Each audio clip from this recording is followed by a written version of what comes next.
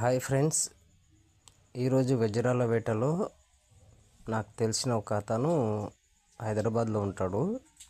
ఆయన మేస్త్రి అనమాట. జల్లెడ పట్టేటప్పుడు ఇసుకలో ఈ రాయి దొరికింది. చూడండి, లైటింగ్లో చాలా బాగా కనపడుతుంది, మంచిగా ఒక కొండ మాదిరిగా. చాలా మంచి రాయి ఇది.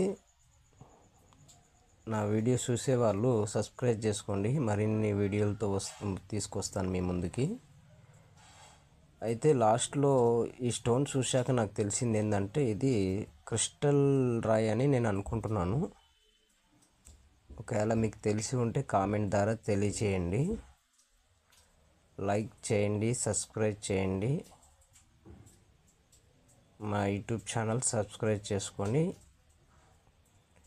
ఏ స్టోన్ ఎలా ఉంటుందో